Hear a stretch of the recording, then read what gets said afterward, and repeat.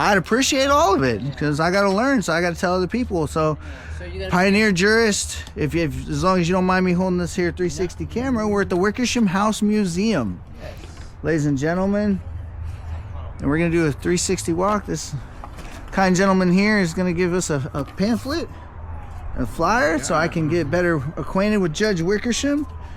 He's very dapper. I love his outfit. I wish more people dressed like that nowadays. It just black tends to be a nice color in this sun right here. The heat has been very tenuous. So this house used to be on First and Noble Street, and it was this house. First and Noble Street. It was the original location. It was right by where the now the municipal building is. Okay, I know where that is. Yeah, and now it's the Chevron station. There's a plaque there. You know, so might want to make that. I'm gonna have to make that a quest marker to go find that. Yeah, it's So Judge Wickersham lived in this house, and how much of this house is still authentic? Like 99% of it, or the bones of the house are authentic because in its original location, it was moved in 1967 to this location in preparation after the flood, right? Before the flood. Oh, before the flood. Oh, yeah, all lucky. the buildings were moved before the flood. Oh my goodness! So, yeah, I always wondered that about. As many times I come down here, I always wondered, did all the buildings get moved before the flood or after the flood? Yeah. So that's. Yeah, it was like, so the house had some drying out to do, along with the rest of Fairbanks there. But then after that, it took about 10 years, but they got it back up to this condition here. But originally, the house was built in 1904 over the course of 3 summers by Judge Wickersham himself. He was an accomplished carpenter as well. Oh, that's cool. I didn't know that. He was his father owned a mill, but his mother wanted him to do something more than besides take over the mill. Take over the mill, yeah? Yeah, so she paid for him to go to law school. There you go. And then he went to practice law in Washington State there, where he met his first wife there in Tacoma, Washington. There. But he'd done some pretty good. He did some the campaigning and politicking. Okay. The Republican Party. That's the kitchen. And as a reward, his benefactor, Charles W. Fairbanks, after which Fairbanks is named, he was the senator from Indiana. He was also the vice president under Theodore Roosevelt. He got the judge this appointment here as the territorial district judge for the 3rd Territorial District of Alaska. And that encompassed all the way from the Canadian border through the Aleutian Islands. About 300,000 square miles. Yeah, that's a lot of miles. Yeah, he had to take that by dog sled in the winter and by riverboat in the summer. There.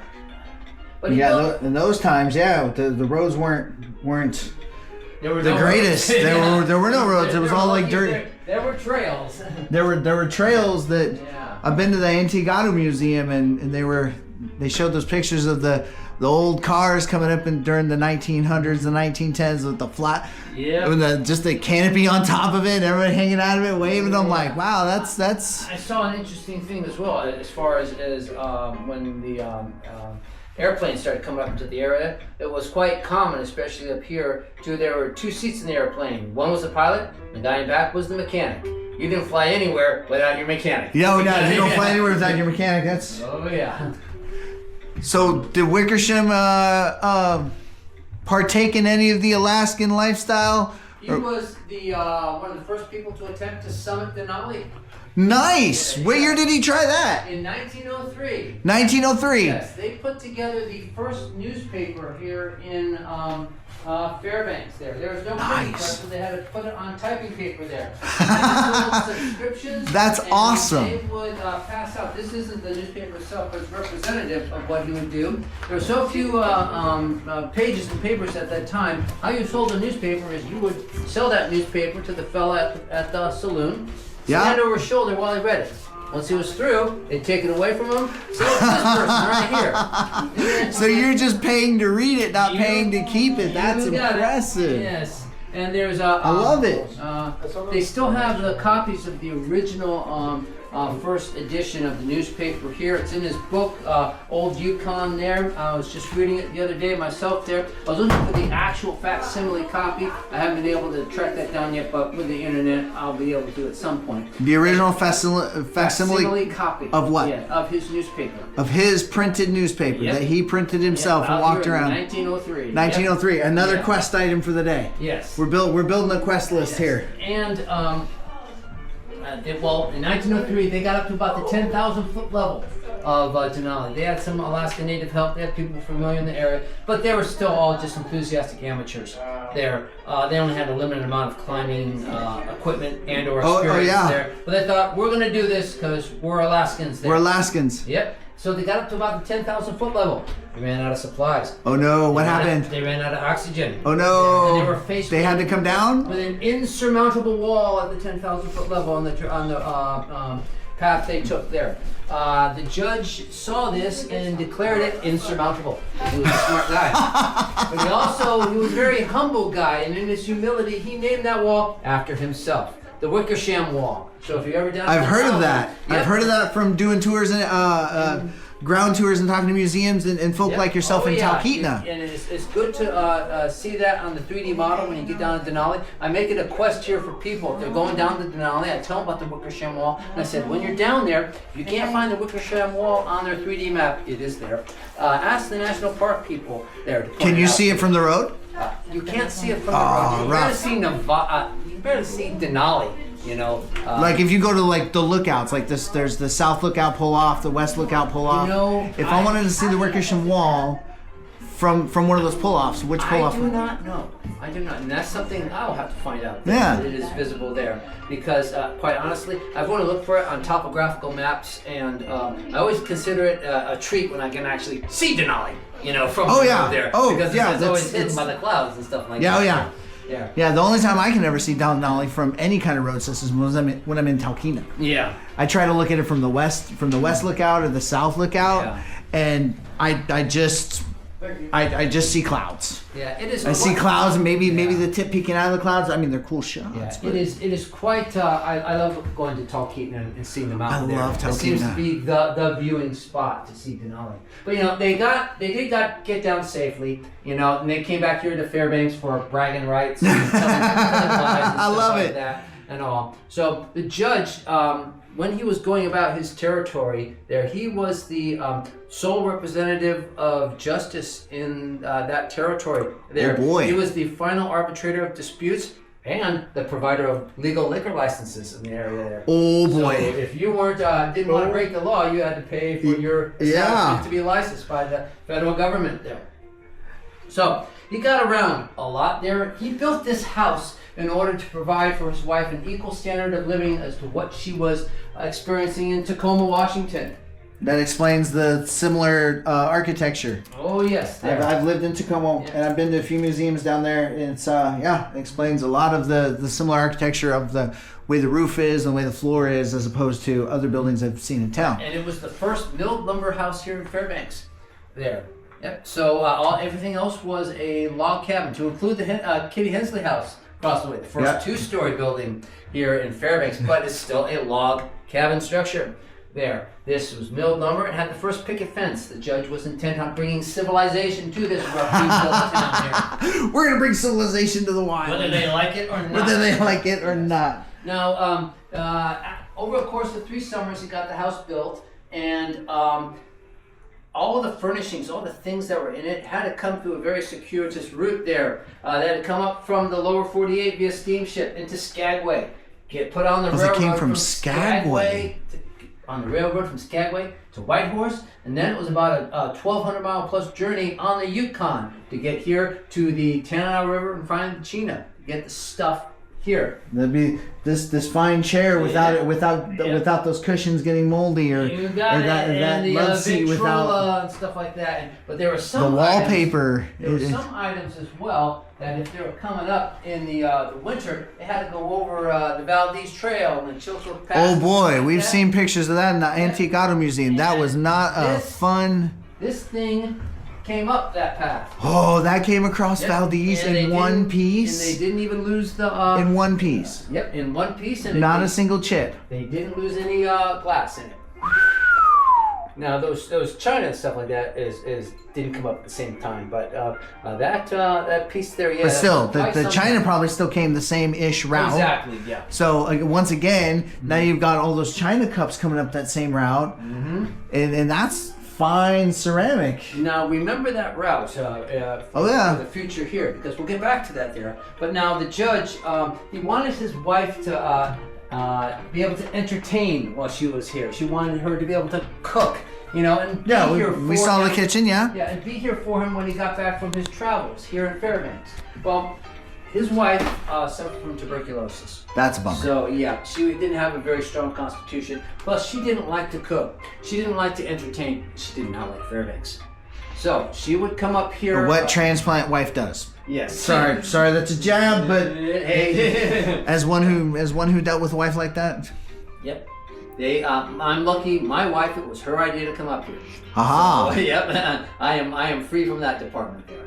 But she would come up in the summer. She would have to sleep outside because of her condition. They thought sleeping outside was better for tuberculosis. Go figure. And then she would travel back to Tacoma on that same circuitous route back to her family in Tacoma. In the winter. Before everything. Froze up, like in the fall. Yep. So it made her time up here very short. But now the judge got tired of being separated from his wife and being on the road all the time, so he resigned his judgeship in 1907 there, thinking, okay, I'll be in private practice. But he had made such a constituency on his travels throughout the Alaska Territory, they demanded that he stand for election as the non-voting representative to the United States Congress from the territory of Alaska. And that's really where Judge Wickersham began to take off in Alaska history there. Because once he got there, he advocated for the Alaska Railroad to be established from Anchorage to Fairbanks, which means that circuitous journey of all those goods, instead of almost 12 to 1,500 miles, became 350 miles. The railroad there. He proposed that Alaska be a state in 1916. Took till 1959 for that to happen, but he was ahead of his time in that capacity.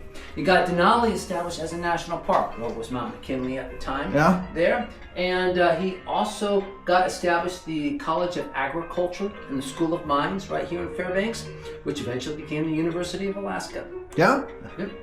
He was also a proponent for Alaska Native rights there. He was familiar with Alaska Native culture and languages from his time in the state of Washington. And he also collected a lot of Native Alaskan art and artifacts and stuff like that. But when he would travel, he would talk with the local Alaska natives there. And he encouraged them to establish chiefs' councils there so they could collectively address their concerns about all these encroachments on their traditional lands. And that's how we got all those all the native corporations and councils and whatnot. That's over in the Thomas More. Yep. Exactly. Morrison. Yeah, but he was very instrumental in getting them together. That's one of the only two factoids I knew before coming in here about Chief Judge Wickersham. The other one is was it 1911 or 1913? One of those two dates. He commissioned the USGS to go up the Chena River. And then because those good old boys, the Swan brothers, found the hot springs, and he wanted to know what was in the hot springs to see if it was safe for the people, and they went out there, and he commissioned the USGS Geological Survey, yes. Yeah, to go out there to measure the lake, and they came back with. Let's take a moment to research that. Not that I'm just going with what I was told. I learn something new every day about the judge, and so I'm interested in finding that out there. Yeah, this is just what I know. Yeah. Like he told them to go do a chemical analysis of the hot springs, and it come back. It was comparable to the one in Bohemia, and like one of the best hot springs in the world, and that's what they ran with. So let's see. I mean the low again. 1903, come on. Where's 1913? 1911, 1913, somewhere in that bubble. Okay. The judge goes on a trail. Okay, you know what? you can do this the easy way. I just Google it. Yeah, you got it. Because that's how I found out. Because I was Googling things about the hot springs to tell other people. So what's the hot springs again? Chino Hot Springs. Chino Hot Chino Hot Springs. Springs. USGS. Yeah. Okay. USGS Punk. Yeah. Alright. Come on. Oh, we know there was a Jewish. Okay. When was. Here we go. When was the. Alright, here we go. God bless you. Here you go. 1904. Yeah. Well, U.S. Geological Survey. 1904 is when they found it. Yes. And then they came back, and the Swan brothers went up there, and then the other factoid I know about the hot springs is in some, was it 1911? I think. If you punch in 1911, it might show up. Well, once again, it's in here in China history. There you go. Let's see. Because once again, let's see. Robert Swan, 1905. Robert Swan looking for a place. Blah blah blah. He found it. Keep going. 1911. Property right policy. there. Blah blah blah. Reserve. Rise in popularity. Judge James Wickersham asked the Department of Agriculture. There it is, right there. The waters, right there. Analyze the 1911. Analyze the waters, and it came back. It came back equal to the Mecca of hot springs for the time in Bohemia. It was very similar to the waters of famous hot springs in Bohemia. Yeah. Yep. Bureau of Chemistry analyzed 3 findings and concluded that the water was different from any American hot springs previously examined. Yes. So. And it was Judge Wickersham that told him to go do it. That's like the only factoid before walking in here that I knew about Judge Wickersham. You know what? That was part of his stuff. If he was here in Alaska, they would have told him to pound sand. He was in Washington, D.C. at the time. When they told him, you guys will go out to this place. You will do this. Analyze this. Yes. Look at me. Look at my at my name. Look at my rank. Yeah. Go do it. Yeah. So that's the kind of stuff that he did while he was the non-voting representative to Congress back in those times. Yep. That's he was amazing.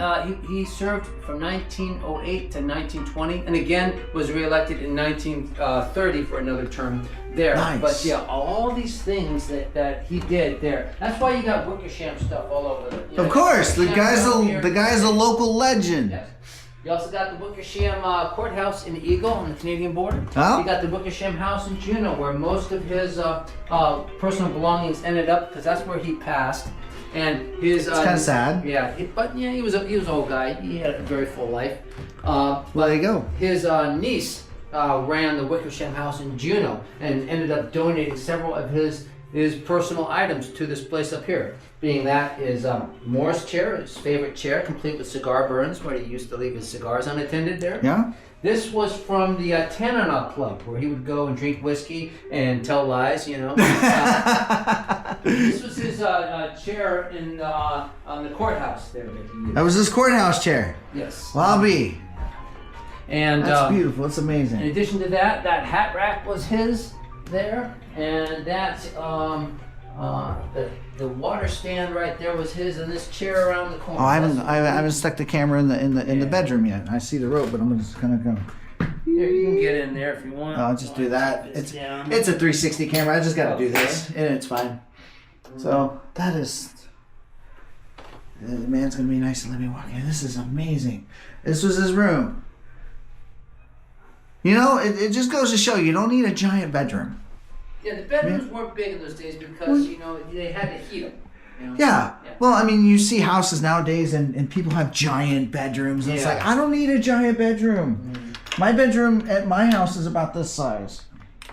So. All you need is a place to sleep. All you need is a space for your bed. Here's the judge's life size right there. There you go. Well, I do appreciate it. I'm going to go ahead and close this video out, but we're going to keep talking and whatnot. Okay. Thanks for watching, everyone, and you have a good one. This is Judge Wickersham.